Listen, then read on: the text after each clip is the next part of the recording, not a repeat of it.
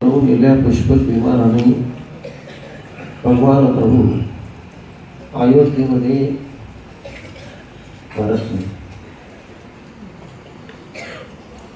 भरताची भेट झाल्यानंतर ज्या ज्या लोकांनी वनवासामध्ये आपल्याला मोलाची मदत केली त्या सर्वांचा परिचय प्रभूनं अतिशय कळकळीनं करून दिला. मग भरतानं भगवान प्रभुरामचंद्रांच्या राज्याभिषेकाची तयारी केली. सुंदर अशा प्रकारच्या वैदिक मंत्रघोषामध्ये या अयोध्याच्या पवित्र भूमी, या अयोध्येच्या राजधानीवर भगवान प्रभुरामचंद्रांचा राज्याभिषेक सोहळा संपन्न झाला.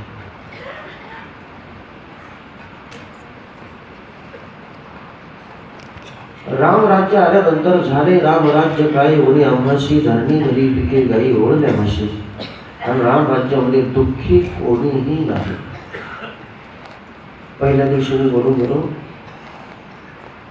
की लोकशाहीचे खरे पुरस्कर्ते जर कोण असतील तर भगवान प्रभू रामचंद्र. सामान्यातला सामान्य मनुष्य असेल त्याचीही सुखदुःख जाणून घेण्याची तयारी या राजाची होती. म्हणून लोकाभिमुख राजा म्हणजे भगवान प्रभू रामचंद्र. परंतु असे बहुजन हिताय बहुजन सुखाय या हेतुपूर्ती करता अतिशय आनंदाने राज्यकारभार सुरू असताना या अयोध्येमध्ये भगवान प्रभू रामचंद्रांच्या या पवित्र कार्यात कसा मिठाचा खडा पडतो आणि अयोध्येमध्ये कशी परिस्थिती निर्माण होते. जरा शांततेने काय प्रवचनात जास्त वेळ नाही, कारण पुढचे फार महत्त्वाचे कार्यक्रम आहे. आपल्या सप्ताहाचा शेवटचा दिवस आहे आणि रात्री आपले श्री गुरु परमश्रद्धेय पूज्य चैतन्य महाराजांचं कीर्तन आपल्याला श्रवण करायचं आहे. म्हणून या सगळ्या गोष्टी आपल्याला अगदी 5:30च्या आरती सहित आठवतायच्या.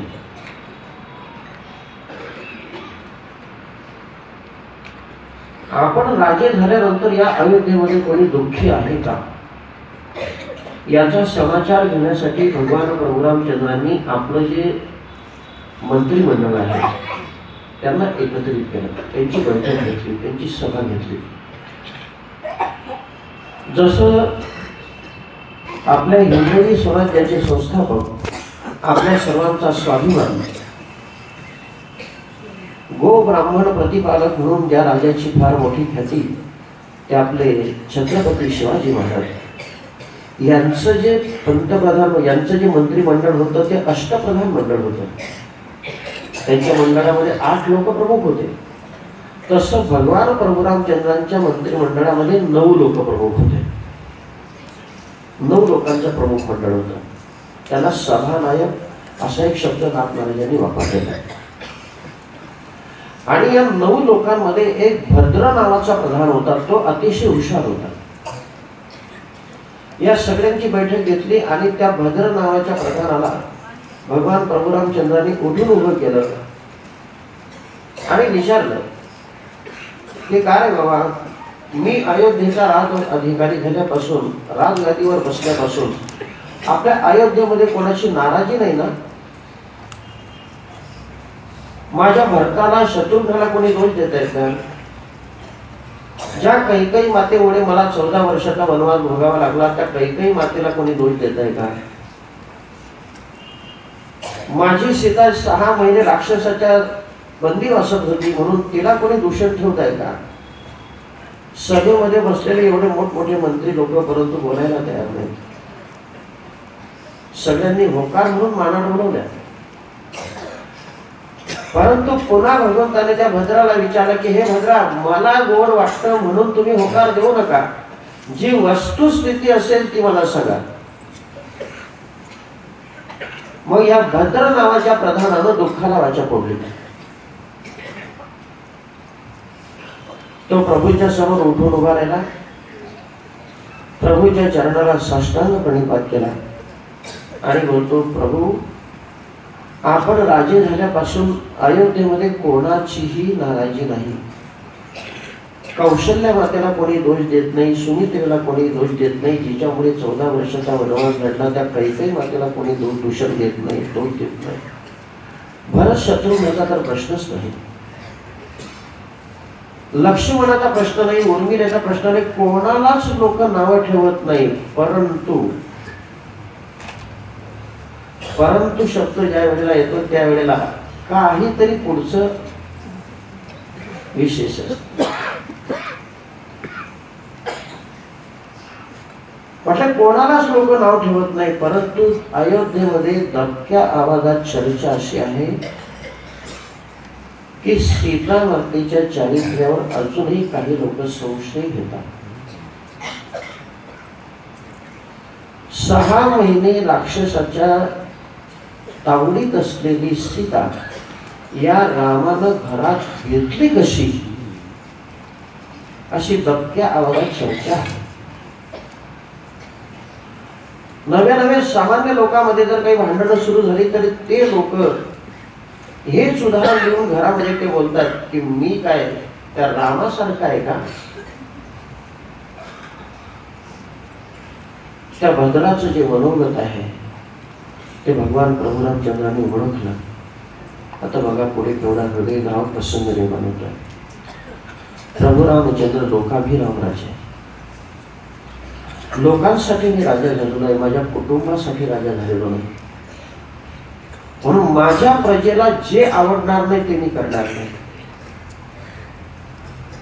म्हणून भगवान प्रभू रामचंद्रांनी आपल्या दूताला सांगितलं की हे बघ, आज संध्याकाळी माझे जे 3 भाऊ आहेत त्यांना माझ्या गुप्त बैठकीच्या खोलीमध्ये घेऊन ये. प्रभू रामचंद्रांचा जो महाल होता त्या महालामध्ये स्वतंत्र गुप्त बैठकीची खोली होती. त्या सभागृहामध्ये त्यांना घेऊन या. तो दूत प्रभूची आज्ञा मिळता बरोबर लगेच निघाला. पहिल्यांदा लक्ष्मणाच्या महालात गेला, लक्ष्मणाला वंदन करतो आणि बोलतो, लक्ष्मणजी, प्रभू रामचंद्रांना काहीतरी तुमच्याशी महत्वाची चर्चा करायची आहे, म्हणून तुम्हाला संध्याकाळी इतक्या वाजता ताबडतोब त्यांनी बोलवलेलं आहे. प्रभूची आज्ञा ऐकल्याबरोबर लक्ष्मणानं लगेच तयारी केली. तिथून तो दूत निघाला, भरताच्या महालामध्ये गेला आणि भरताला सांगितलं, प्रभू तो आपल्या भेटीसाठी उत्सुक आहे. भरताने तयारी केली. शत्रुघ्नाच्या महालामध्ये गेला, शत्रुघ्नाला सांगितलं, शत्रुघ्नाने तयारी केली. आता बघा वेळ संध्याकाळची आहे आणि त्या दूताला सांगितलं, हे बघ, आमची बैठक पूर्ण होईपर्यंत कोणालाही आत प्रवेश द्यायचा नाही. जे मुख्य सभागृह होतं त्यामध्ये भगवान प्रभू रामचंद्र सिंहासनावर आरूढ झाले. एका बाजूला लक्ष्मणजी आहे, एका बाजूला भरत आणि शत्रुघ्न आहे. आपल्या भावांशी चर्चा करत असताना प्रभू नेहमी असे सरळ मान करून चर्चा करत होते. परंतु आज मात्र चर्चा करत असताना आमच्या प्रभूची मान खाली आहे आणि प्रभूच्या चेहऱ्याकडे पाहिल्यानंतर चेहरा मलिन झालेला आहे. निस्तेज अशा प्रकारचा चेहरा दिसतोय. आवाजात कुठे कमजोरी वाटते, शरीर थरथर कापतंय आणि डोळ्यातून खाली टपाटपा आसू गळत आहे. तिघही भाऊ विचार करतायत, आपल्या प्रभूला काय झालंय. सगळ्या जगाची दुःख निवारण करणारा हा परमात्मा, परंतु आज दुःखी काय आहे. लक्ष्मणाने विचारलं, प्रभू आपण कशासाठी एकत्रित जमलो, कृपा करून चर्चा करा. प्रभूने खाली मान घालून आपल्या भावांशी चर्चा केली की माझ्या बंधूंनो, आपण सूर्यवंशात जन्माला आलेलो आहोत. एक अशा कठोर अशा प्रकारचा निर्णय आपल्याला आज घ्यायचा आहे. तो निर्णय ऐकत असताना तुम्ही धीर सोडू नका, फक्त मी सांगतो तेवढा ऐका. सर्वांगाचे कान करून हे तिघही भाऊ भगवान प्रभू रामचंद्रांचे शब्द ऐकत होते. प्रभूच्या चेहऱ्यात मलिन झालेला आहे, डोळ्यातून टपाटपा खाली अश्रू गळत आहेत, खाली आश्वांनी भूमी जी आहे ती ओली झालेली आहे. प्रभू खाली मान घालून बोलतायत, लक्ष्मणा, भरता, शत्रुघ्ना, ज्या वेळेला आपल्या मंत्रिमंडळाची बैठक घेतली त्यावेळेला त्यांना आपल्याविषयी कोणी नाराज आहे का याची बातमी विचारली. सुरुवातीला त्यांनी कोणीच होकार दिला नाही, परंतु सरते शेवटी मी सत्य काय हे सांगा असं विचारता बरोबर भद्र नावाच्या प्रधानानं जी वस्तुस्थिती आहे ती मला सांगितली.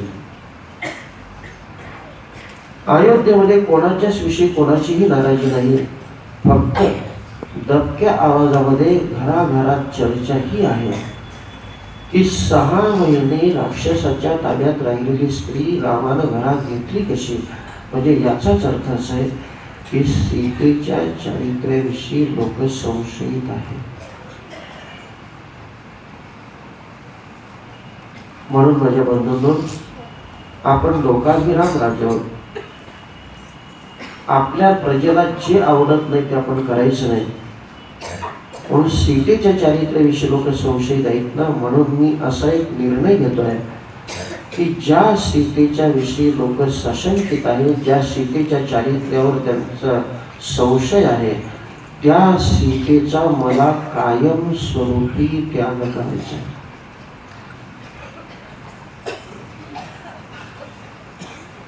कायम स्वरूपी त्याग करायचा म्हणल्याबरोबर तिघही भाऊ ठार करायला लागले. लक्ष्मण रडतोय, भरत रडतोय, शत्रुघ्न रडतोय, परंतु प्रभूच्या समोर बोलायची हिंमत आहे तरी कोणाची. लक्ष्मणाला जवळ घेतलं, दोघे भावांना समोर बसवलं आणि सांगितलं, लक्ष्मणा, आता या सीतेला वनवासात एकट्या ठिकाणी निर्जन ठिकाणी सोडायचं काम तुला करायचं. काही दिवसापूर्वी या सीतेनं माझ्या समोर डोळे प्रगट केले होते, कारण ती आता 6 महिन्याची गर्भवती आहे आणि तिने माझ्याजवळ डोळे प्रगट केले होते की पतिदेवा, मला निसर्गाची वनराई बघायची आहे, ऋषीमुनी लोकांचं दर्शन घ्यायचं आहे, गंगेचं स्नान करायचं आहे, गंगेचा पवित्र किनारा बघायचा आहे. म्हणून त्या तिचे डोळे पुरवण्याची आज लक्ष्मणा तुला ही संधी आहे, फक्त मी सांगतो तेवढा आहे. मध्यरात्र होऊन गेली, चर्चा करता करता सगळी अयोध्या नगरी झोपलेली आहे. हे चौघही भाऊ मात्र एकमेकाच्या चेहऱ्याकडे पाहून रडतात. आता सीतेचा कायमस्वरूपी त्याग करायचा म्हटल्यानंतर आपल्यावर आभाळ कोसळल्यासारखे या सर्वांना वाटते, परंतु लोकांसाठी हा निर्णय घ्यायचा आहे. लक्ष्मणाला सांगितलं, लक्ष्मणा, सकाळच्या वेळेला सूर्योदय होत नाही तोपर्यंत तू सीतेकडे जायचं आणि सीतेला सांगायचं की प्रभूच्या समोर तुझे डोळे प्रगट केले होते ते डोळे फुटवण्याकरता माझ्या सोबत तुला फिरायला यायचं आहे, तयारी कर. तुला निसर्गाची वनराई बघायची आहे, गंगेचं स्नान करायचं आहे, ऋषीमुनी लोकांचं दर्शन घ्यायचं आहे, ती तयारी कर. आणि प्रभूने सांगितलं होतं की सुमंताला सांगून एक सुंदर अशा प्रकारचा रथ तयार कर, एक कोणीतरी सारथी सोबत घे आणि सीतेला घेऊन तिकडे एकांत वासामध्ये वाल्मिक ऋषीचा आश्रम ज्या ठिकाणी आहे त्या ठिकाणी गंगेच्या पलीकडे निर्जन अशा स्वरूपाचं वन आहे, त्या वनात तिला एकटी सोडून दे.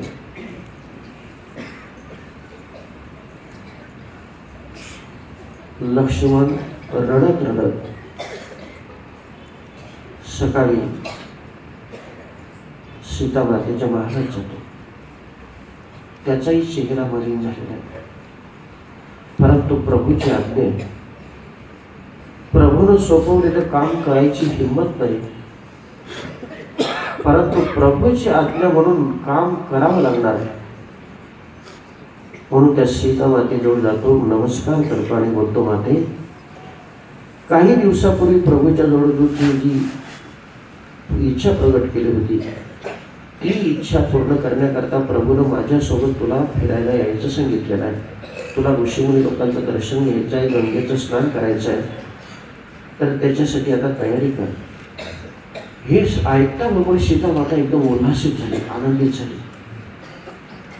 ऋषीमुनी लोकांचं दर्शन घ्यायचं आहे, मला ऋषी पत्न्या भेटतील, ब्राह्मणांच्या पत्न्या भेटतील, त्यांच्यासाठी मी काहीतरी घेतलं पाहिजे, त्यांचे लहान लहान लेकरं आहेत त्यांच्यासाठी खाऊ घेतला पाहिजे.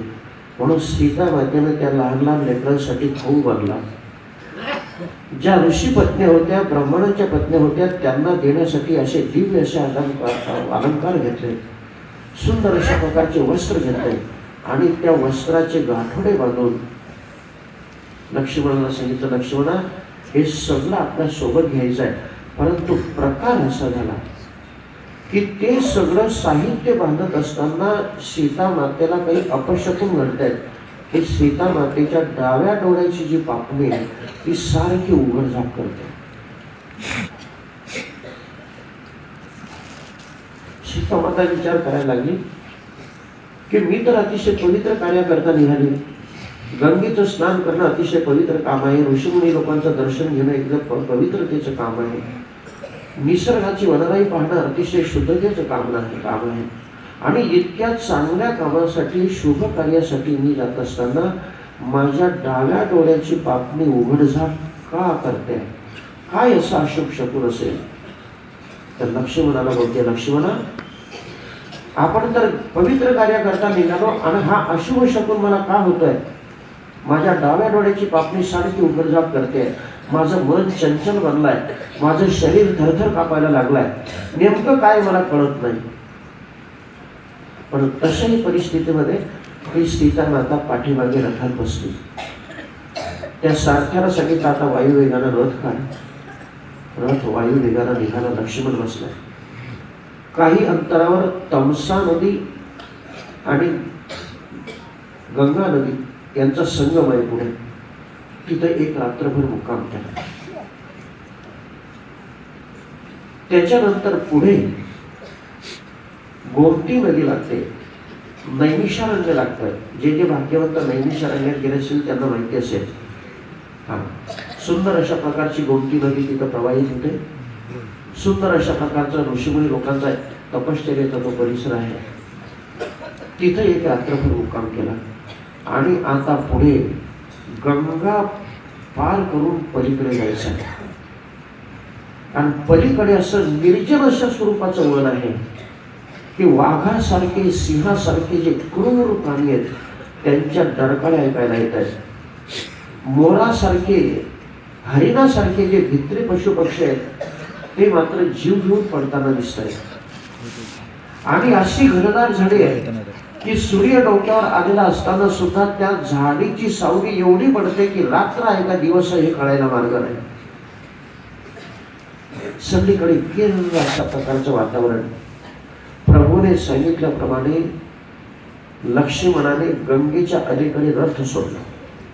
सारख्याला सांगितलं तू इथंच थांब आणि तो एकटा सीता मातेला घेऊन नावाड्याजवळ गेला आणि नावाड्याला सांगितलं, बाबा आम्हाला पलीकडे नेऊन दे. त्या नावाड्यानं पलीकडे नेऊन दिलं. पलीकडे नेताबरोबर तो नावाडी त्याच्या दिशेनं निघून गेला आणि गंगा किनारा ओलांडून ज्या वेळेला लक्ष्मणजी सीता मातेला घेऊन येत आहेत ना त्यावेळेला सीता मातेचे भयंकर अशा प्रकारचं वळण आहे. असं गंभीर वातावरण. त्या झाडांच्या सावलीमध्ये आल्यानंतर आपण दिवसा इथं बसलोय का रात्री इथं बसलोय हे कळायला मार्ग नाही.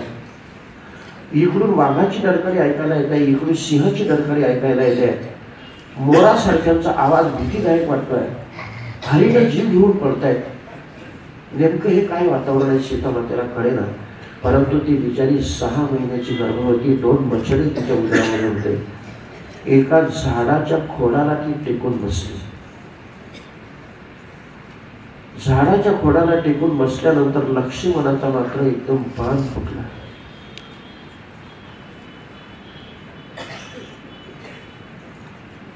सीता माता लक्ष्मणाला बोलते, लक्ष्मणा तू असा दुःखी का आहेस? काय झालं तुला? प्रभू काही तुला रागावून बोललेत का? माझा काही तुला राग आलाय का? पंचवटीमध्ये मी तुला हृदयवचक शब्द बोलली म्हणून तू माझा काही राग घेतोय का? का तुझा चेहरा प्रसन्न वाटत नाही? लक्ष्मण काही बोलायला तयार नाही. सीता माता पुन्हा पुन्हा बोलते, लक्ष्मणा सांग तुला काय दुःख आहे ते. परंतु काय दुःख आहे असं म्हणता बरोबर त्या लक्ष्मणाचा एकदम बाण फुटला, डाळ रडतोय आणि आपल्या डोळ्यातल्या आसवांनी पहिल्यांदा त्या सीता मातेचे चरण प्रक्षालन करतो आणि हात जोडून बोलतो, माते मला क्षमा कर. मी तुला निसर्गाची वनराई बघायला आणलेलं नाही, मी तुला ऋषीमुनी लोकांचं दर्शन घ्यायला आलेलो नाही, तुला गंगेचं स्नान करायला आलेलं नाही.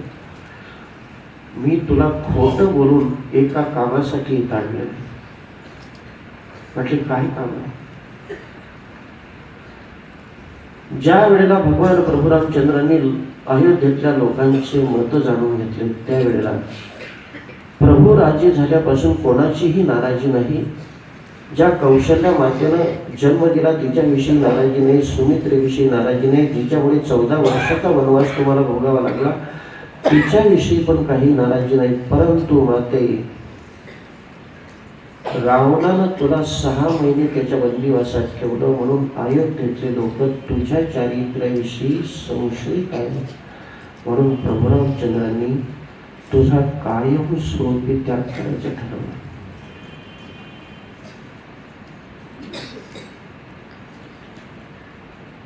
कायमस्वरूपी त्याग करायचं ठरवलं.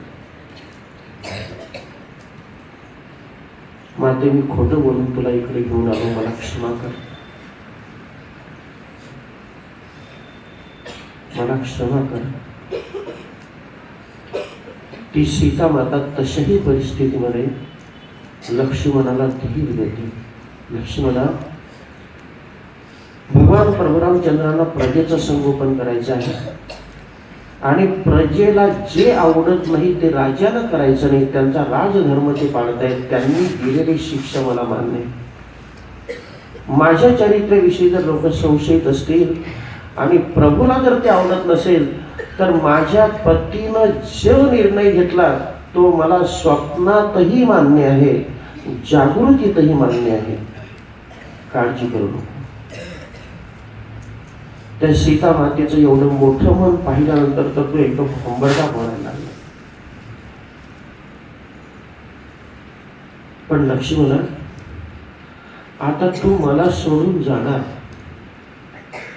पण एखाद्या वेळेला मला कुठे ऋषीच्या आश्रमात यायला लागलं, एखादी ऋषी पत्नी मला भेटली आणि त्यांनी जर मला विचारलं की मी 6 महिन्याची गर्भवती आहे, की तुझ्या नवऱ्यानं तुला एकांतात एकटीला का सोडलं, कशासाठी सोडलं, तर मी काय उत्तर देऊ? माझ्याजवळ काय शब्द आहेत त्याला?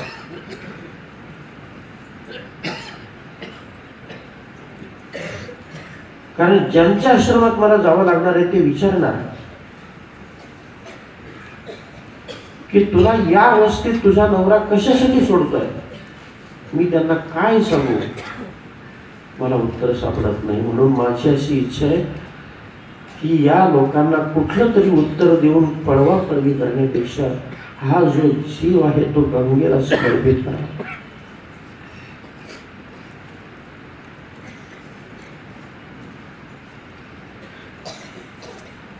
गंगेला जीव समर्पित करावा म्हणजे आत्महत्या करून मोकळं व्हावं असा याचा अर्थ.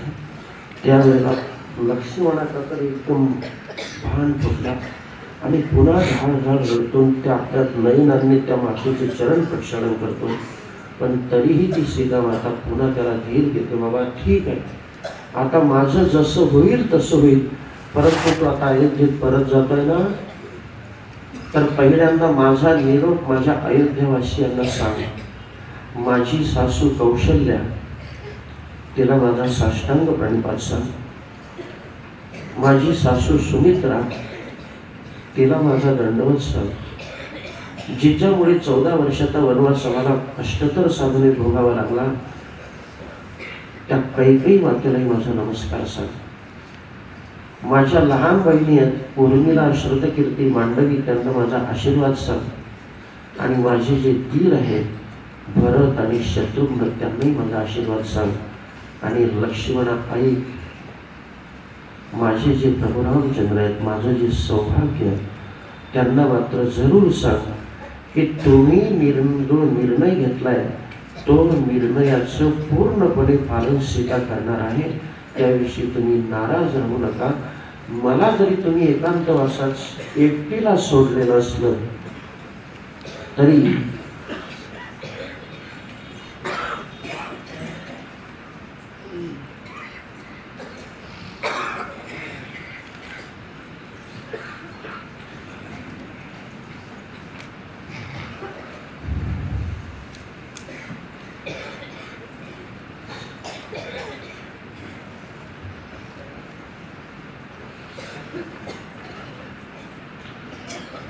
सियावर रामचंद्र भगवान की जय, पवन सुत हनुमान महाराज की जय। ती सीता माता अतिशय नम्रपणाने त्या लक्ष्मणाला सांगते की लक्ष्मणा, हा माझा निरोप सगळ्या अयोध्यावासियांना सांगा आणि माझ्या प्रभूला हे जरूर सांगा की मला जरी तुम्ही एकटीला या निर्जन स्थळी सोडलं तरी या निर्जन स्थळी ही सीता एकटी जरी राहिली तरी तुमच्या व्यक्तिमत्वाला काळीमा लागेल असं काम ही सीता स्वप्नातही करणार नाही, तुम्ही काळजी करू नका। लक्ष्मण सीतामातेच्या चरणाला पुन्हा त्रिवार वंदन करतो आणि मागे पावलं टाकीत टाकीत गंगेच्या किनाऱ्यात येतो। नावाड्याला ओढून पुन्हा गंगेच्या पलीकडे जातो। ज्या सारथ्याला रथ येऊन उभा केलेला असतो त्या सारथ्याला सांगतात अयोध्येकडे चल। तो रथ ज्या वेळेला निघतोय ना त्यावेळेला प्रकार असा होतो की सीता माता पाहते लक्ष्मणाकडे आणि लक्ष्मण पाहतो सीता मातेकडे। जसं गाय एखाद्या वेळेला वासराकडे पाहते आणि वासरू गाईकडे पाहतो त्या पद्धतीने या दोघांची ताटात होती। ज्या वेळेला तो रथ दिसेल असं झालं ना त्यावेळेला मात्र त्या सीता मातेने विलाप करायला सुरुवात केली। ती सीता माता काय विलाप करते पहा। नाथ महाराजांचे शब्द आहेत, माझ्या शब्दात मला सांगता येणार नाही, नाथ महाराजांचे शब्द आहेत। ती सीता माता एकटीच आता विलाप करते, रडते की माझ्या प्रभूने माझा त्याग का म्हणून केला असेल, माझ्यातून काय असा अपराध घडला की ते मला टाकताय।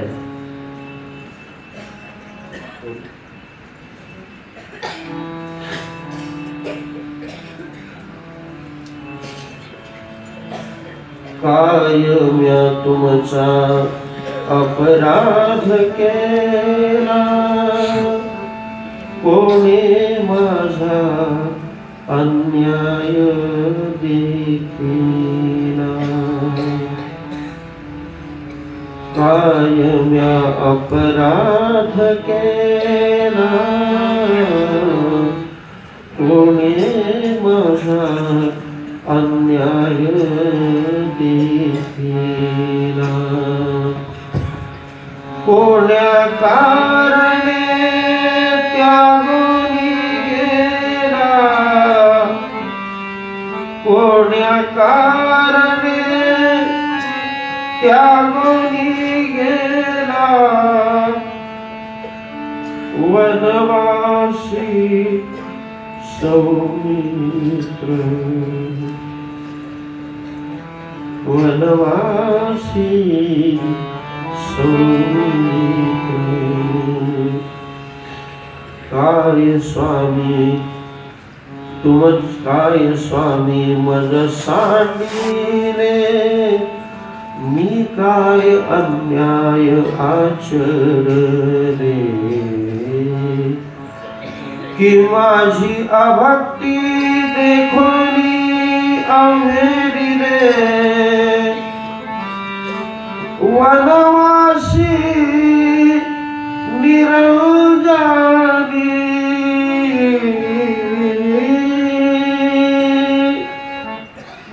काय व्या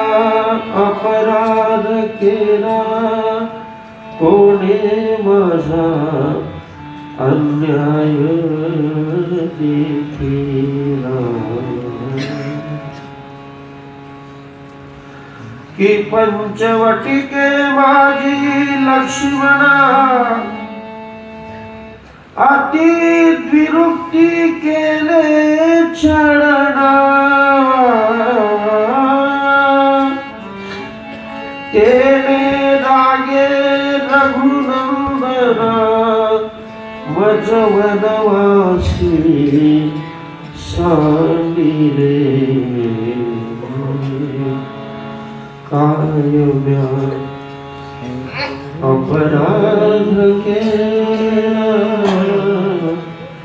कोणी माझा अन्याय देखिला कोणी कारणे त्यागोनी गेला वनवासी सौमित्र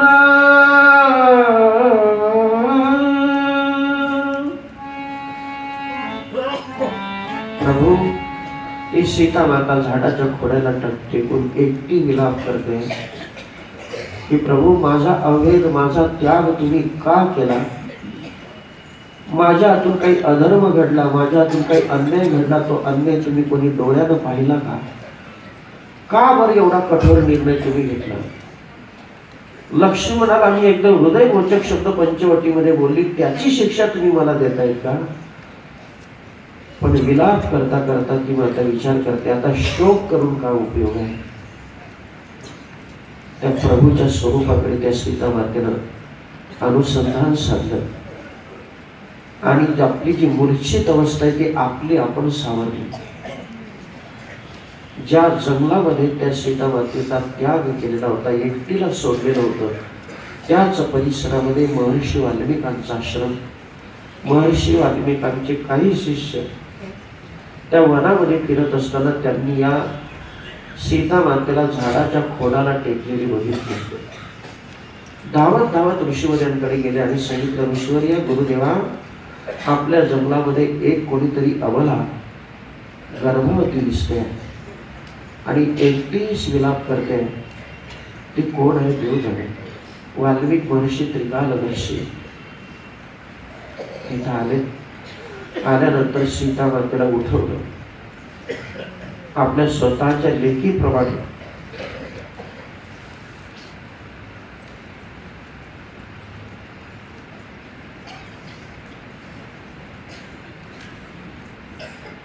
शांतीशी पाऊट आलं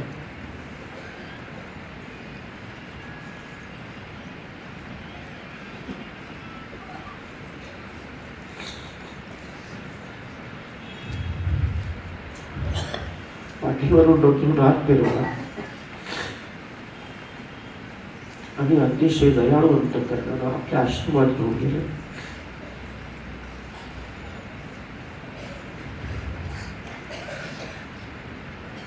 महर्षी वाल्मिकांच्या आश्रमामध्ये सीता माता आता राहायला लागली फरकेपणा कुठलाच नव्हता तिथं दररोज रामकथेचं श्रवण करायचे रामकथेचे पाठ महर्षी वाल्मिकांच्या अमृतवाणीतून श्रवण करायचे रामाचं नामस्मरण करायचे योगायोग तीच बिचारी 6 महिन्याची गर्भवती तिच्या गर्भावर ते संस्कार झाले आणि काही दिवसानंतर त्या माऊलीनं 2 बछड्यांना जन्म दिला ते 2 बछडे कोणते एक लव आणि दुसरा कुश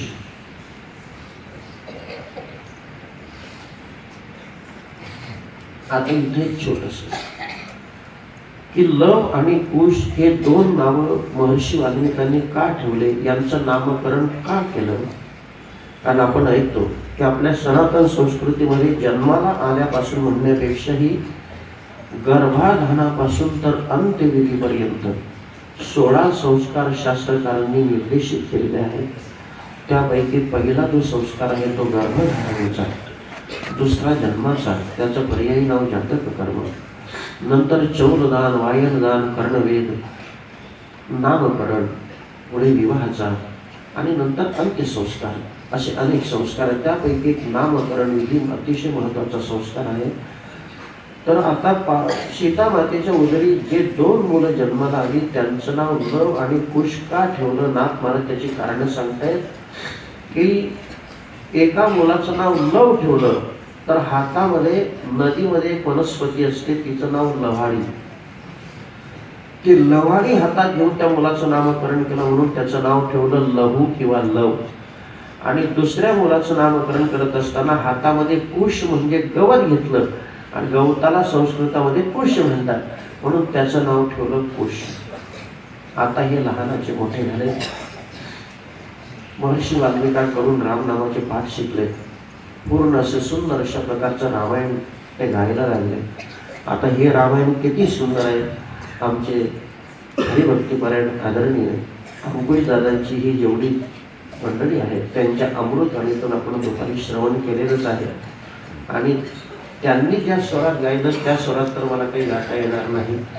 कदाचित मी गाण्याचा प्रयत्न केला तर विरसही होऊ शकतो, परंतु सुंदर अशा प्रकारचं रामायण तुम्ही जे दुपारी श्रवण केलं तोच हा इतिहास आहे. म्हणून आता त्याची विरुक्ती मी करत नाही, तो भाव तुमच्या लक्षात आलेलाच आहे.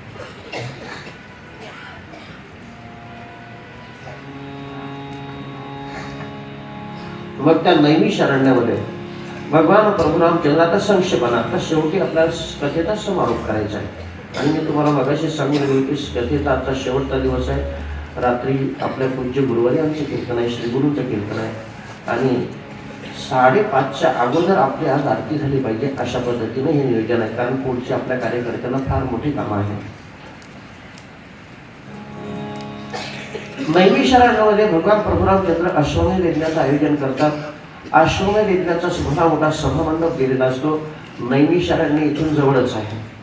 गोमती नदी मगाशी मी सांगून गेलो ते नैमिषारण्यातच आहे. आणि ऋषीमुनी लोकांचे यज्ञ त्यावेळेला त्या ठिकाणी चालायचे. आजही तुम्ही नैमिषारण्यात गेलात तर तिथं जशी अयोध्येत मोठी वस्ती आहे, वृंदावनात मोठी वस्ती आहे, मथुरात मोठी वस्ती आहे, तशी जास्त वस्ती तिथं नाही. सुंदर अशा प्रकारचं अजूनही वातावरण आहे. तिथं सुंदर अशा प्रकारचा अश्वमेध यज्ञाचं आयोजन केलं आणि भला मोठा सभामंडप दिला. देशोदेशीचे राजे निमंत्रित केले, ब्राह्मण लोकांना निमंत्रण दिलं. मग आता महर्षी वाल्मिक आपल्या ह्या दोघेही परमशिष्यांना राम नामाचे पाठ गायन करण्यासाठी तिथं पाठवतात आणि सूचना देऊन ठेवतात की तुमचं हे सुंदर सुरेल स्वरामधलं गायन ऐकल्यानंतर कदाचित ते राजे तुमच्यावर प्रसन्न होतील आणि तुम्हाला बक्षीस देण्याचा प्रयत्न करतील, परंतु बक्षीस कोणीही घ्यायचं नाही. हा सगळा देखावा आपण त्या गीतातून बघितलेला आहे. शेवटी त्या पृथ्वीच्या प्रदक्षिणेसाठी मोकळा सोडलेला जो श्यामकर्ण नावाचा घोडा होता त्यालाही हे अडवतात. अडवल्यानंतर सगळ्यांशी यांचं युद्ध होतं आणि ज्या वेळेला सरते शेवटी भगवान प्रभू रामचंद्र युद्ध करण्याकरता येतात त्यावेळेला महर्षी वाल्मिक हात देतात आणि प्रभूला सांगतात, प्रभू आता बाण सोडू नका, कारण तुम्ही ज्यांच्यावर बाण सोडतायत ते तुमचे चिरंजीव आहेत, त्यांचा सगळा परिचय वगैरे करून देतात. मग भगवान प्रभू रामचंद्र आपल्या लाडक्या लेकरांना घेऊन त्या सीता मातेला घेऊन पुन्हा अयोध्येत येतात आणि अयोध्येत आल्यानंतर पुन्हा त्यांचा राज्याभिषेक होतो असं नाथ महाराज सांगतात. पण आता बघा, आता रामायण हे समारोपाकडे वाटचाल करतात. मग पुन्हा भगवान प्रभू रामचंद्रांचा ही तर बहुजन हिताय बहुजन सुखाय या हेतुपूर्ती करता राज्यकारभार सुरू होतो. परंतु शेवटीही आता सीता माता अवतार कार्य कसं संपवते, का संपवते, त्याचं कारण काय? लक्ष्मणानं अवतार कार्य का संपवलं? पहिल्या दिवशी आपले सद्गुरू बापू महाराज देहूकर तुकोबार यांचे वंशज त्यांच्या अमृतवाणीतून आपण ऐकलेलं आहे. ते संक्षेपानं फक्त मी सांगितलं. पण आता ही आदिशक्ती सीता माता आपला अवतार कार्य का संपवते? तर एकदा ज्या कैकेयीमुळे 14 वर्षाचा वनवास भोगावा लागला ती कैकेयी प्रभूजवळ आपली इच्छा प्रदर्शित करते की रामा, त्या रावणाच्या लंकेचं वर्णन खूप मी ऐकलेलं आहे, तर मला ही रावणाची लंका बघायची. रावणाची लंका बघायची म्हटल्यानंतर प्रभूला आनंद झाला. मग प्रभूनं लंकेचा अधिपती आता विभीषण आहे, विभीषणाला निरोप दिला की माझ्या आईला तुझी लंका बघायची. माझ्या आराध्य दैवताच्या आईला जर लंका बघायची आहे, मग त्या विभीषणानं एक सुंदर अशा प्रकारचं पुष्पक विमान स्वतंत्र कैकेयीला घेण्याकरता पाठवले.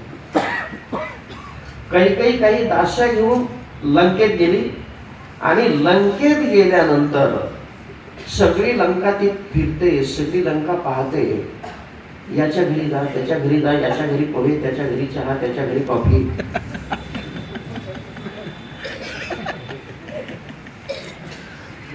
पण जिथं जिथं फिरली ना तिथं तिथं काही ना काही बोलतच गेली, परंतु एका घरी तिने अशी पीर लावून दिली. ती गेली कुंभकर्णाच्या घरी. कुंभकर्णाच्या बायकोचं नाव वज्रसारा. तिच्याशी कुठच्या गोष्टी करते. म्हटले काय की वज्रसारा आहे, तुला काही मुलगा वगैरे आहे की नाही? म्हटलं आहे ना. म्हटलं कुठे आहे तुझा मुलगा? म्हटलं हा समोर आहे.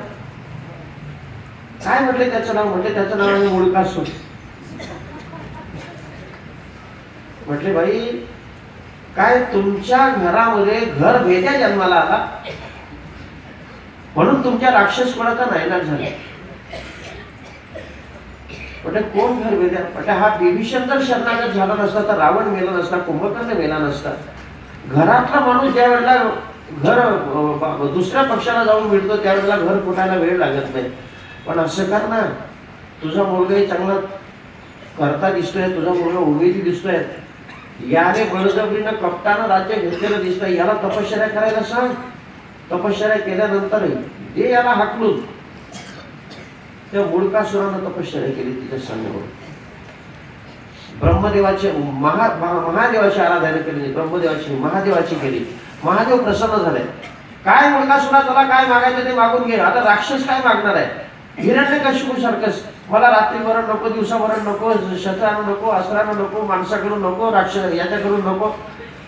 भगवंताने सांगितलं जो जन्माला आला तो मरणार, परंतु त्याच्यासाठी जसे काही त्या याच्यासाठी पर्याय दाखवले होते भक्त प्रल्हादाच्या संरक्षणासाठी, तसं याला सांगितलं की जी आधी ईश्वरी असेल तिच्या हातून तुझं मरण असेल. पण शेवटी ज्या वेळेला तो मुळकासूर या विभीषणाला मारतो, त्याला राज्याच्या बाहेर घालून देतो, तो स्वतः लंकेचा अधिपती होतो, त्या वेळेला ही सीता माता पुन्हा युद्ध करण्याकरता जाते आणि मनुष्य वेश धारण करून त्या मुळकासुराला मारते. मग त्या मुळकासुराला मारल्यानंतर पुन्हा हा विभीषण तिथं जातो. हा मधला इतिहास होता. फक्त मला हे सांगायचं आहे की ती कैकेयी ज्या वेळेला ती लंका पाहून पुन्हा अयोध्येत आली ना, त्या वेळेला काय घटना घडते बघा. या अयोध्येमध्ये ही कैकेयी राजमाता, अरे प्रभुरामचंद्रांची माता म्हणजे राजमाता ना, तिच्या अवतीभोवती अनेक दास्या, तिच्या सुना बसलेला सीता, उर्मिला, श्रुतकीर्ती, मांडवी, वाड्यातल्या गावातल्या लोकांच्या आजूबाजूला बसलेल्या बायका, आणि ही लांबे पाय घालून बसलेली. आणि बोलता बोलता जसं आता एखाद्या वाड्यामध्ये एखादी जर वयानं मोठी असलेली मावशी असेल, अधिकारी असेल, तर ती जशी चांगल्या गोष्टी करते ना, तशी ही कैकेयी काही गोष्टी करायला लागली. गोष्टी कशी करते बघा. सीता माता समोर आहे, उर्मिला समोर आहे, श्रुतकीर्ती समोर आहे, मांडवी समोर आहे, कौशल्या माता समोर आहे, सुमित्रा माता समोर आहे, तिच्या दास्या समोर आहे. त्या वेळेला ही कैकेयी म्हणते बाई मी त्या रावणाची लंका बघून आली ग, इतकी सुंदर नगरी तर ब्रह्मदेवाला पण नाही काय त्या विश्वकर्म्यानं कार्य केलाय म्हणजे. पण बाई मला हेच आश्चर्य वाटतंय की एवढ्या सुंदर नगरीमध्ये त्या राक्षसांच्या ताब्यात ही सीता 6 महिने राहिली, पण बाई कशी पवित्र राहिली असेल.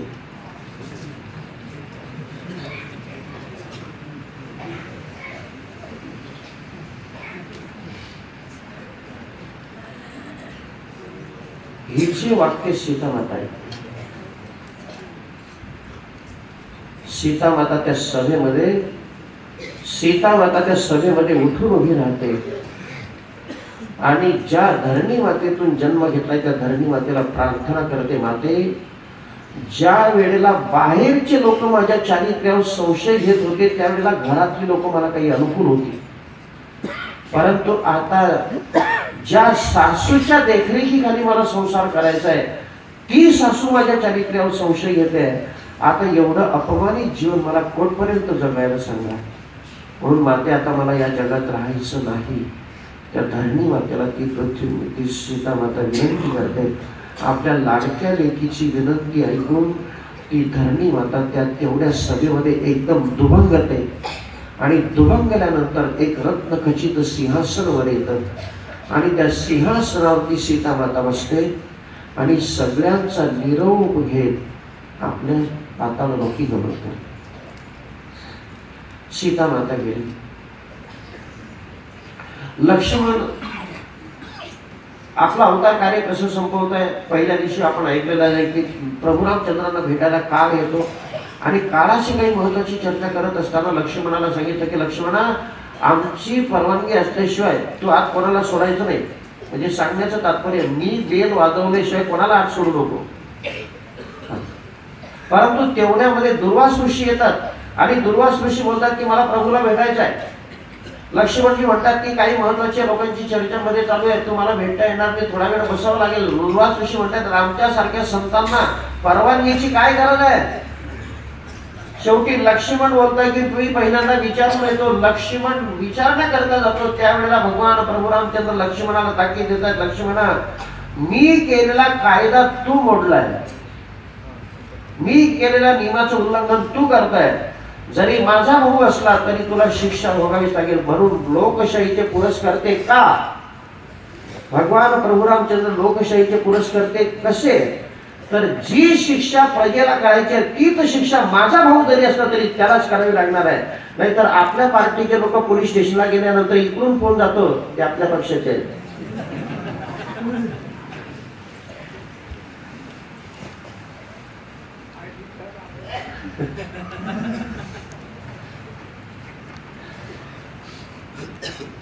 म्हणून ज्यांना लोकशाहीमध्ये राज्य करायचं असेल त्या लोकशाहीवाल्यांनी, म्हणून पहिल्या दिवशी मी बोलून गेलो, तुमच्या तात्यांच्या समोर बोलून गेलो की ज्याला लोकशाही करायची असेल त्याने पहिल्यांदा रामायणाची 21 पारायण करायचे, मग फॉर्म भरायचं.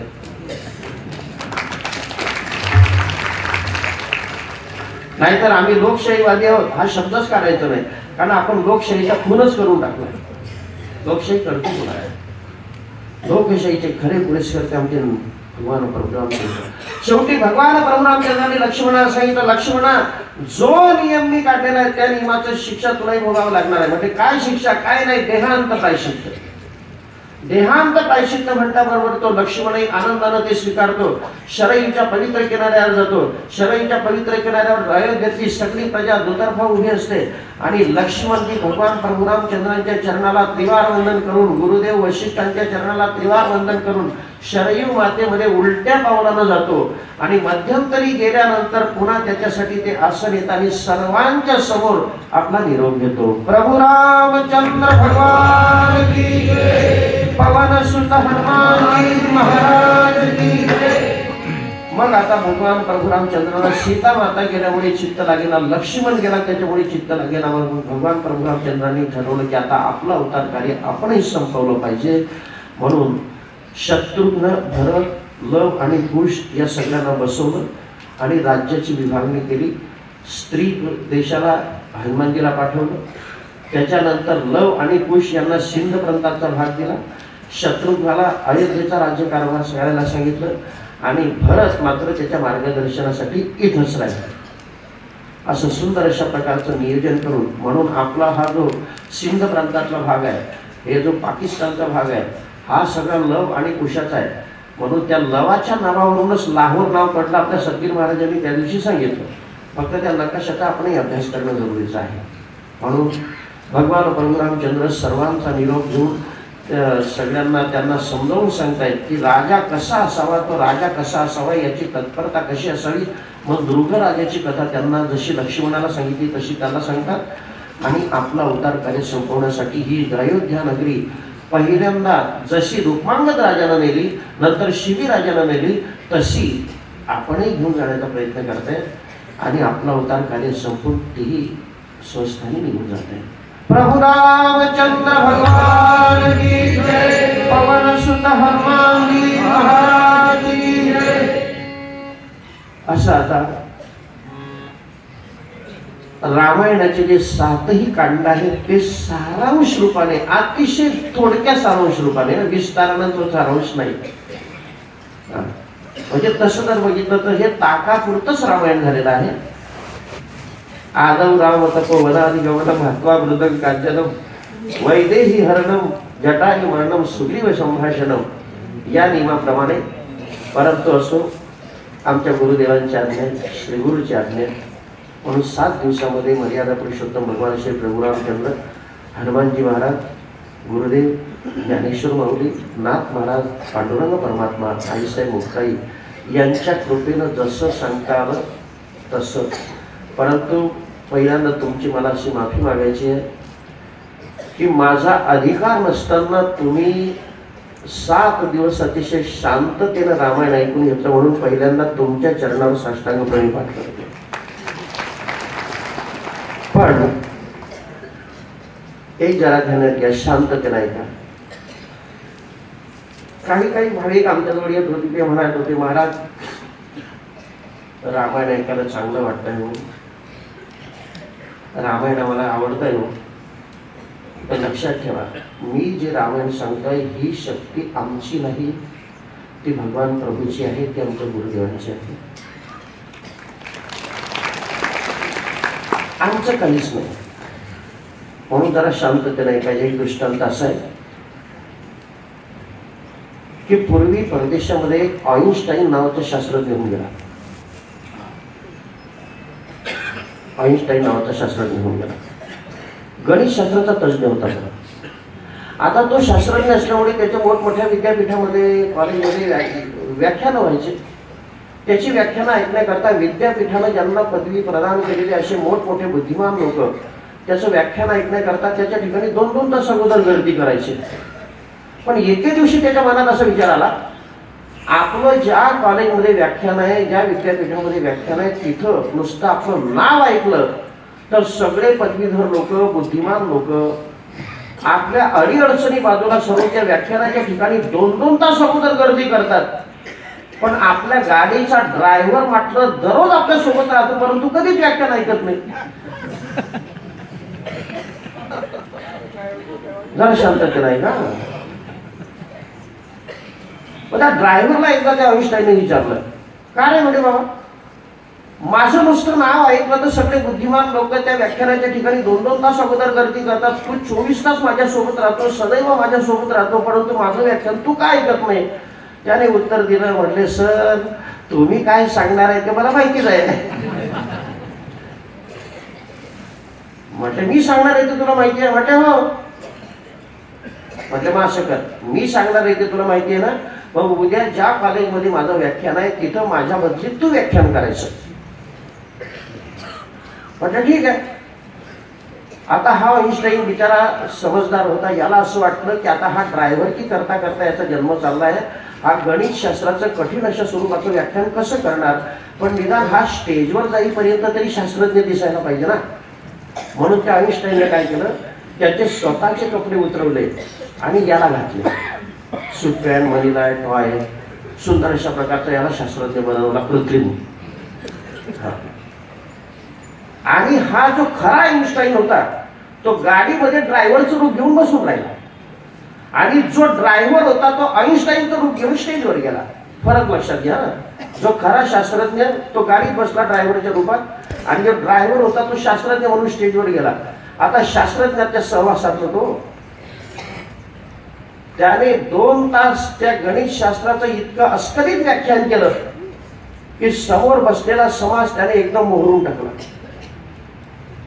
पण सगळेच बसलेले बुद्धिमान लोक होते. काही लोक म्हणते का तो तर ड्रायव्हर आणि त्याने गणित शास्त्राचं व्याख्यान केलं कसं? अरे या साध्या सोप्या गोष्टी आहेत.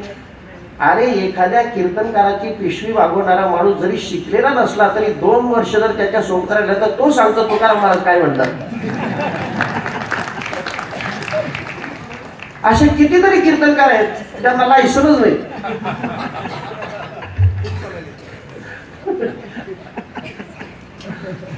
परंतु तसा तो शास्त्रज्ञाच्या सहवासातला त्याने 2 तास एकदम अस्खलित व्याख्यान केलं. पण ते सभेत बसलेले बुद्धिमान लोक होते, ते विचार करायला लागले, याने हे सूत्र कोणत्या आधारानं सांगितलं असेल, हे समीकरण कोणत्या सूत्राच्या आधाराने सोडवलं असेल, मग त्या सभेमध्ये त्याला ते प्रश्न विचारायला लागले. आता प्रश्न विचारताना तो विचार करायला लागला की व्याख्यान केल्यानंतर तर आपली आबरू फार मोठी झालेली आहे, पण आता यांच्या प्रश्नांची जर उत्तरं आपल्याला नाही देता आली तर आलेली आबरू परत जायला काहीच वेळ लागणार नाही. पण तो शास्त्रज्ञाच्या सहवासातला त्याने पुन्हा बुद्धी लढवली. काय करायचं आता? सगळे लोक प्रश्न विचारायचे, इकडून प्रश्न तिकडून प्रश्न. त्याने पुन्हा बुद्धी लढवली आणि तो म्हणायला लागला, हे बघा, सभेत बसलेले तुम्ही अनेक लोक आहात, तुमचे अनेकांचे अनेक प्रश्न आहेत आणि तुमच्या सगळ्यांच्या प्रश्नाला एक उत्तर देणारा एकटा फक्त मी आहे. मग तुमच्या सगळ्यांच्या प्रश्नाला मी एकटा एकाच वेळेला कशी उत्तर देऊ शकेल? म्हणून तुमचे जे काही प्रश्न असतील ते माझ्याजवळ एका कागदावर लिहून द्या बघू. त्याने तोडगा काढला. बाकीचं नाही आवडलं की उत्तर देणारा एकटा आहे, आपल्या सगळ्या प्रश्नाला एकटा एकाच वेळेला कसं उत्तर देऊ शकेल? मग त्या सगळ्यांनी ते प्रश्न एका कागदावर लिहून गेले. तो प्रश्नाचा कागद त्याच्या हातात दिला. आता त्याच्यातलं त्याला काहीच कळत नव्हतं, एक्सचा घन काय, वायचा घन काय, काहीच कळत नव्हतं. फक्त भामट्यासारखा टाका टाका त्या कागदाकडे पाहत होता. पण पुन्हा विचार करतोय की आता प्रश्नाचा कागद तर आपल्या जवळ आला, याचं निरसन जर आपल्याला नाही करता आलं तर फार पंचायत होईल. पण शास्त्रज्ञाच्या सहवासात त्याने पुन्हा बुद्धी लढवली. त्या कागदाकडे पाहतो आणि याची सगळी गंमत, जो खरा आइन्स्टाईन आहे ना, तो गाडीमध्ये ड्रायव्हरचं रूप घेऊन बसलेला होता, ते गाडीतून पाहतोय याची सगळी गंमत. याने पुन्हा बुद्धी लढवली. त्या कागदाकडे पाहतो आणि लोकांकडे हात करतो. अरे, तुमच्यासारखे मूर्ख लोक मी कधी बघितले नाही.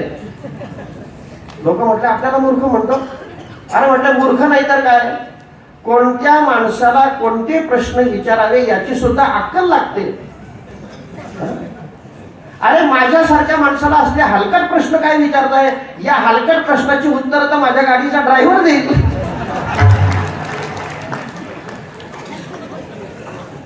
गाडीचा ड्रायव्हर देईल? गाडीचा ड्रायव्हर कोण होता? अरे, बोलवा का ड्रायव्हरला.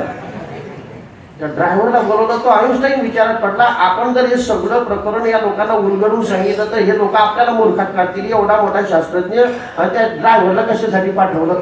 म्हणून त्या विचारानं ते प्रश्नाचा कागद घेतला. त्याला काही अवघड नव्हतं. त्याने ते प्रश्नाचं कागद घेता बरोबर त्याला अवघड नव्हतं, त्याच्यामुळे त्याने फटाफटा सगळ्या प्रश्नाची उत्तर देऊन टाकले. अहो, समोर बसलेला समाज इतका आश्चर्यचकित झाला, याच्या गाडीचा ड्रायव्हर इतका हुशार आहे.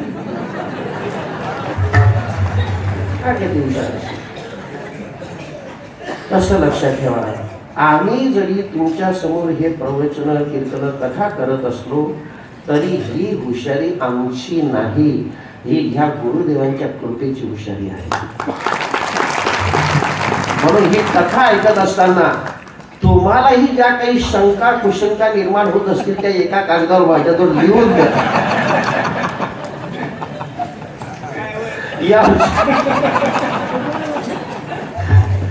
हे आमचे शास्त्रज्ञ आहेत, आमचे गुरुदेव आहेत, आमचे श्री गुरु म्हणतात त्या. आज आमचे श्री गुरु परमपूज्य चैतन्य भगवानचे कीर्तन आहे. त्यांच्याजवळ जाऊन त्यांच्याकडून शंका विचार. म्हणून ही बोलवणारी जी शक्ती आहे ना, ही या गुरुदेवांची आहे. म्हणून हे भावार्थ रामायण सांगण्याचा योग गुरुदेवांच्या कृपेने आला. म्हणून जाता जाता एकच प्रेमाचं शुभचिंतन की बापू, ही अमोल किमतीची नरतरू कुठल्याही वस्तूचा मोह बदला न घेताना त्या परमात्म्याने आपल्याला दिलेली आहे. म्हणून जोपर्यंत आपल्या शरीरात प्राण आहे तोपर्यंत प्रत्येक इंद्रियानं निरभिमानी वृत्तीनं त्या परमात्म्याची भक्ती करा. भक्ती कशी करायची तर त्या भक्तीची नियम नियमावली, भक्तीची आचारसंहिता आपल्या वारकरी संतांनी जशी सांगितली त्या पद्धतीनं जोपर्यंत आपल्या पायात शक्ती आहे तोपर्यंत आयुष्यातून एकदा का होईना आळंदी, पंढरपूर, त्र्यंबकेश्वरची पायीवारी करा. जोपर्यंत आपल्या हातात शक्ती आहे तोपर्यंत त्या देवाचं भजन करा. जोपर्यंत आपले काम चांगले आहेत तोपर्यंत देवाची कीर्ती श्रवण करा. भागवत, रामायण, श्रीमद भगवद्गीता, ज्ञानेश्वरी, तुकोबारायांची गाथा, नाथ महाराजांचं भागवत हे श्रवण करा. जोपर्यंत आपल्या डोळ्यात शक्ती आहे तोपर्यंत सकाळपासून संध्याकाळपर्यंत जेवढ्या सिरियल आपल्याला पाहता येतील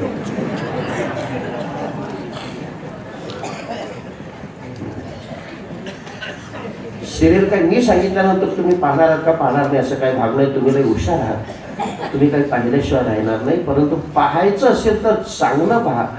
जे पाहिल्यानंतर आपली मनोविकृती वाढेल ते अजिबात पाहू नका. आणि जे पाहिल्यानंतर आपल्याला काही संस्कार मिळत असतील ते पाहिल्याशिवाय राहू नका. पण त्या डोळ्याचा वापर त्याच्यासाठीच वाचावी ज्ञानेश्वरी, डोळा पाहावी पंढरी. आणि जोपर्यंत आपलं तोंड चांगलं आहे तोपर्यंत त्या देवाचं भजन करा. परंतु भजन करीत असताना हे मात्र अजिबात विसरू नका, चित्ती तुझे पाय डोळा रूपाचे ध्यान. भगवंताच्या स्वरूपाचं अनुसंधान साधा आणि भगवंताची सावली साजरी मुंडस्फूर्ती हृदयात आणून त्या परमात्म्याचं भजन करा. म्हणून जाता जाता ज्या संतांच्या कृपेनं लायकी नसताना इथं मला बसावं लागलं त्या संतांचे ऋण निर्देश करणं जरुरीच आहे. त्यांच्या समोर मला एक प्रामाणिकप्रमाणे कबूल करायचं आहे की दादासाहेब मी काही रामायणकार नव्हतो, परंतु आमच्या गावाजवळ एक भादली नावाचं गाव आहे आपल्या झेंडूजी महाराज परंपरेचं. त्या गावात राम मंदिर आहे आणि त्या मंदिराला 100 वर्ष पूर्ण झाले. आमच्या परंपरेचे 6वे अधिपती झेंडूबा मठाचे राजाराम शास्त्री म्हणून नाव ऐकलेलं असेल तुम्ही. त्यांच्या मनात काय आलं काय माहिती, ते म्हणले भरत जोपर्यंत रामायण सांगेल तोपर्यंत दुसऱ्याला सांगायचं नाही. त्यावेळेला मी लहान होतो. त्यांनी सांगितलं तुला रामायण करावं लागतं. आता मी तर त्यावेळेला होकार म्हणून होकार देऊन टाकला, पण रामायण कोणाला माहिती आहे. हा मग 3 दिवस मी जे कीर्तन बसले होते ते कीर्तन सांगले लोकांना. पण शेवटी भावार्थ रामायण हातात आलं आणि या भावार्थ रामायणाची दिशा ज्या महात्म्यामुळे मला मिळाली ते आपल्या संप्रदायाचे अध्वर्यू गुरुनाम गुरु वैकुंठवासी प्रातस्मरणीय दोंडा महाराज देगलूरकर यांचं जे हरिपाठ विवरण आहे, या हरिपाठ विवरणामध्ये नाथ महाराजांचे सगळे पुरावे महाराजांनी दिलेले आहेत. आणि त्याच्या अनुषंगानं मग या पद्धतीनं आता हा सारांश रूपात का होईना सांगण्याचा प्रयास मी करतोय. ते करगिरी तैसी केली कटकट वाकडे ते नीट देव जाणे. म्हणून झालेली सेवा माऊलींच्या चरणी, नाथ महाराजांच्या चरणी, सद्गुरु जोग महाराजांच्या चरणी, सद्गुरु झेंडूजी महाराज भगवान कुंडलीश्वराचे मुक्ताईच्या चरणी आणि आमच्या गुरुदेवांच्या चरणी, पूज्य चैतन्य बाबांच्या चरणी समर्पित करतो. सेवेला इथेच विराम देतो. आमचे पूज्य शांती ब्रह्म मारुती बाबांच्या चरणी समर्पित करतो. सेवेला इथेच विराम देतो. आणि शेवटची एक प्रार्थना,